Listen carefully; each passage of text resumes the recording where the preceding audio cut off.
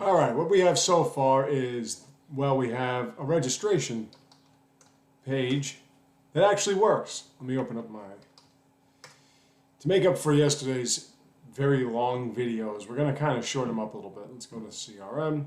We already were able to make 2 users that automatically uploaded two profiles. Right? Now, well, first off, let me just do this. It says fetch title. We're going to just go like this. Title. You have to verify a title, and then you get the title there. That was my fault. I figured that out on my own, and then I just plumb forgot about it. I don't want this to be the home page. I want it to be my page. The way we're going to do that, I don't think I need you right now. The way we're going to do that is we're going to open up or create a new file called index. Then let's go to routes, and you see here where it says connect that, this, that, and the other thing, home, and all. We're going to get rid of all this. And we're going to go controller users. We're going to go action index. And I guess if you want, you can add the home. I don't think it makes any real difference. That's just kind of how it's identified, more or less. And then we go to users. Should I put it first? No, I'll put it next. I'll put it second. I'll put it right here. We'll make a public function index. And we're going to simply set title to login. Let's say you know what's going on. If I hit refresh, login, there you have it. You will note, though, that I am not doing what I did here, identifying a user variable, because we're not going to be doing that with this. What we're going to do with the index, we're going to make the form. We're going to use the form helper. Don't get me wrong. But we're going to use the form helper, wrapper, background, login, wrapper. We're going to use the form helper basically to make the form, but we're not really going to use the actual form checks or anything like that. You could if you want. I'm not going to because I want to check the password and stuff. So we're going to be using the Flash format a lot. Well, let's go like this. You're going to be so used to putting in this, whatever, when you use Cake. You're going to forget not to do that for all the other frameworks. This is username. You could do username, you could do email, you could do whatever you want. You're basically checking it off of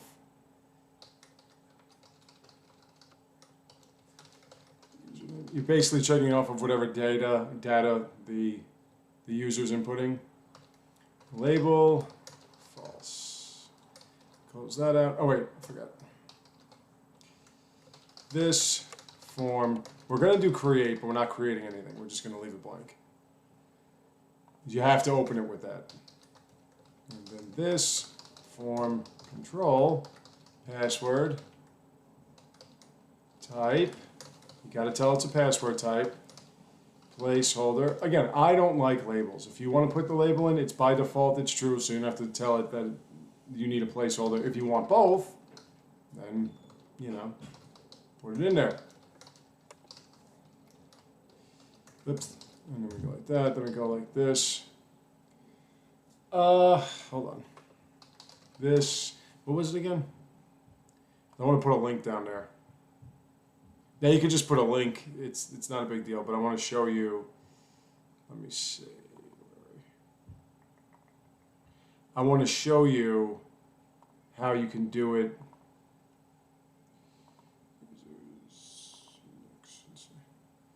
See this right here? This HTML link,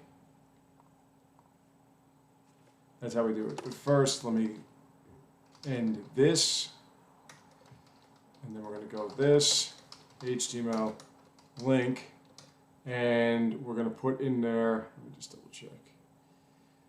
Oh, and I forgot the button. Sorry, my fault.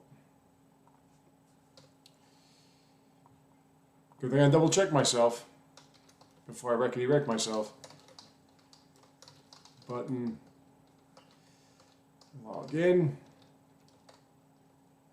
You can also break down the types of buttons you want. Log in, sign in, whatever the hell.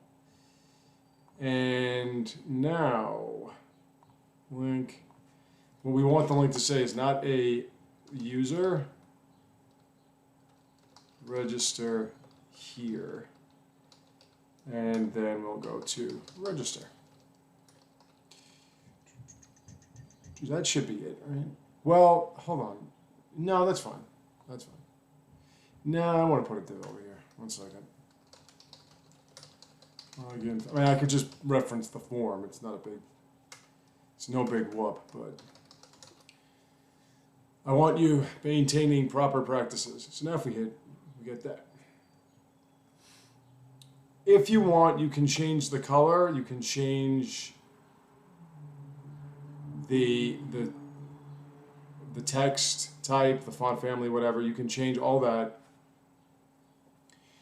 If you were to go to the main, or if you were to go to the page, oh, what is pages? Pages. Right? Actually, no, I did it. I did a login, right? Yeah. You go here, I could just do that. I'm going to do that. Login. I'm going to do that here. Just for fun. For shits and giggles, let's go login form, and we'll do the same thing with the width being 700 pixels. Or you can use RMs, EMs, whatever, it's up to you.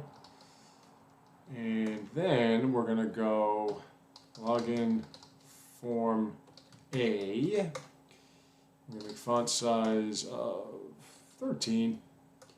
Margin top, because I like having margins everywhere. That's, and then login form A. Hover. And I want you to know that you're hovering over it, so why don't we change the color a little bit to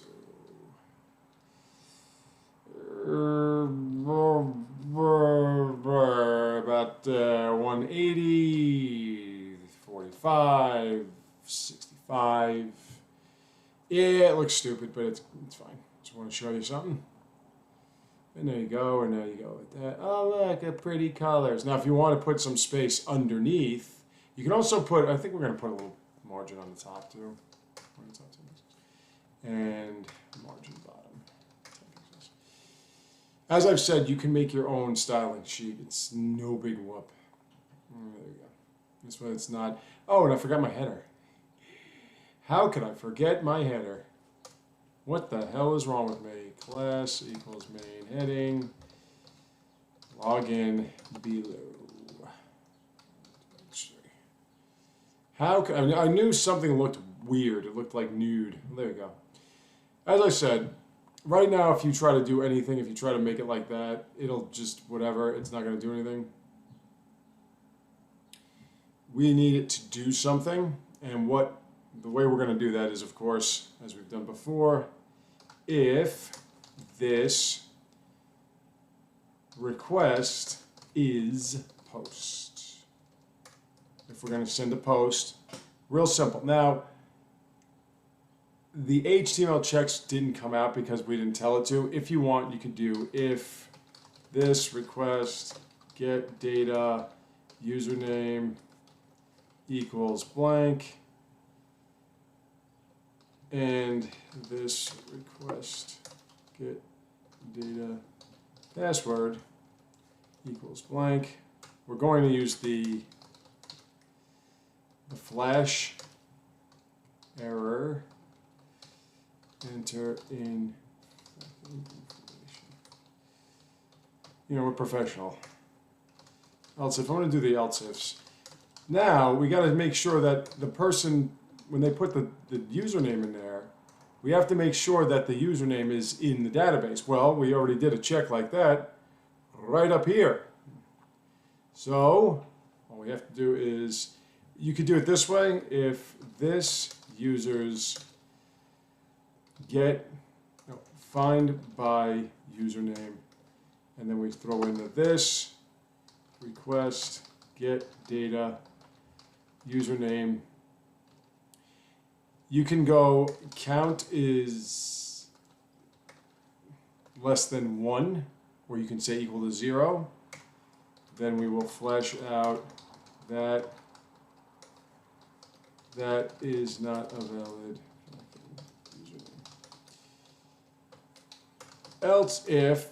Else, now we do the password check. The first thing we need to do is we need to get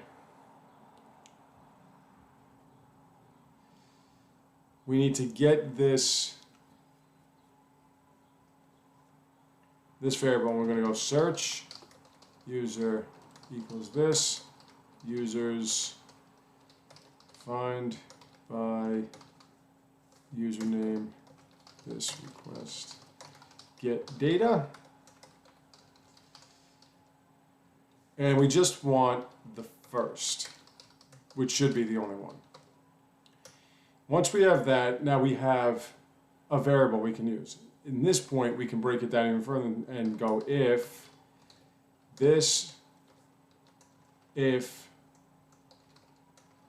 let me just double check. Right. It's the, okay, so that's what it is. If not password verify.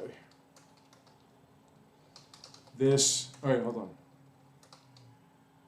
Wait, it was the data first, right? Yeah, it's this. This request get data password, and we're going to go search user password.